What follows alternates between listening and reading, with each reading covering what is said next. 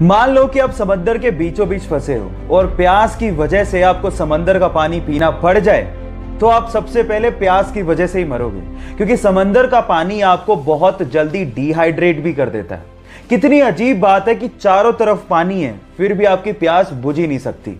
पर अगर आपको जमी हुई सी वाटर की आइस मिल जाए तो उसको खाने से शायद आपकी प्यास बुझ सकती है।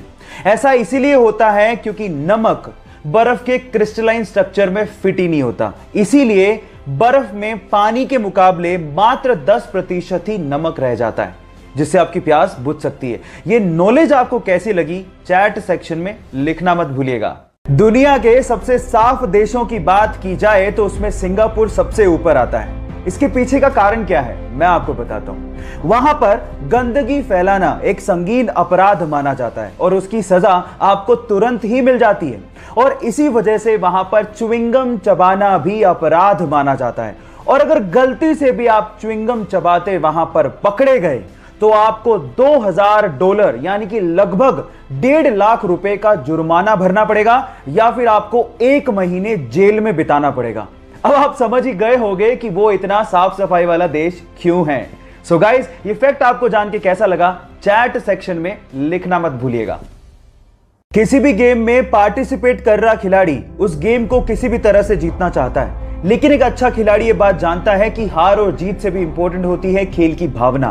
कुछ ऐसा ही हुआ एक टेनिस के मैच में, जब टेनिस खेल रहे खिलाड़ी को अचानक से इंजरी आ गई तो उसके ओपोनेंट यानी कि उसके खिलाफ खेल रहा खिलाड़ी भागता हुआ बिना हिचकिचाहट के उसके पास आता है और उसकी मदद करने लगता है। ये देखकर सारे दर्शक उस खिलाड़ी के लिए तालियां बजाना शुरू कर देते हैं। देखिए इस वीडियो में।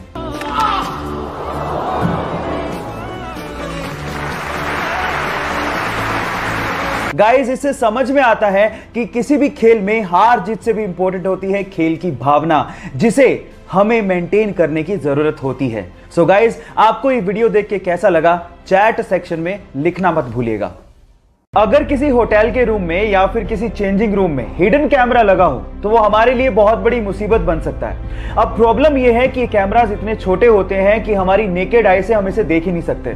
तो घबराइए मत गाइस, क्योंकि एक ऐसा पोर्टेबल डिवाइस आ गया है जो आप अपने साथ कैरी कर सकते हैं, और जब आप होटल या फिर चेंजिंग रूम में जाएं तो इस पोर्टेबल डिवाइस को ऑन करके आप हिडन कैमरा को, चाहे वो कितना भी छोटा क्यों ना हो, उसे ढूंढ सकते हैं।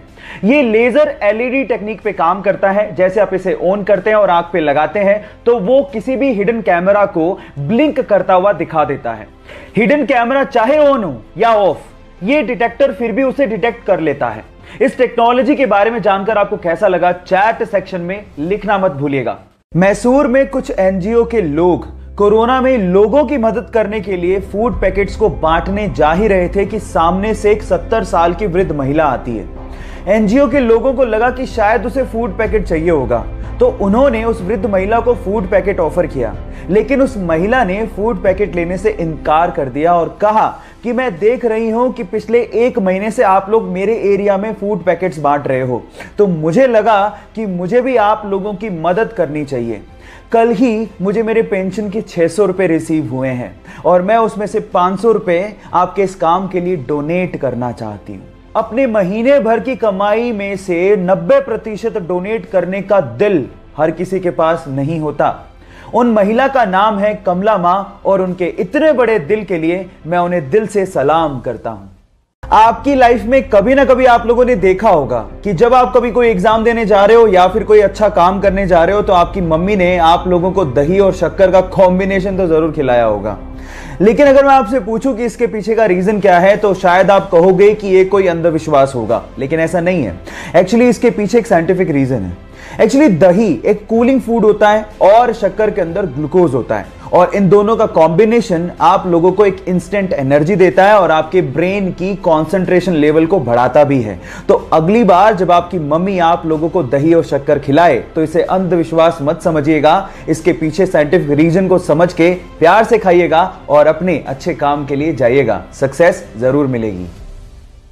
अक्सर आप लोगों ने बहुत सारे क्रिकेट मैच में बहुत सारे खिलाड़ियों को एक सफेद रंग की क्रीम चेहरे पर लगा के खेलते हुए देखा होगा, पर सवाल यह है कि वो सफेद रंग की क्रीम होती क्या है और उसे चेहरे पर लगाया क्यों जाता है।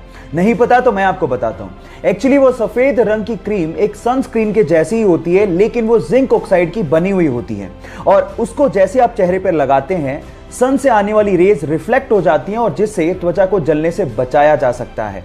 क्या इसके पहले तक इफेक्ट आपको पता था और नहीं पता था तो चैट सेक्शन में लिखना मत भूलिएगा।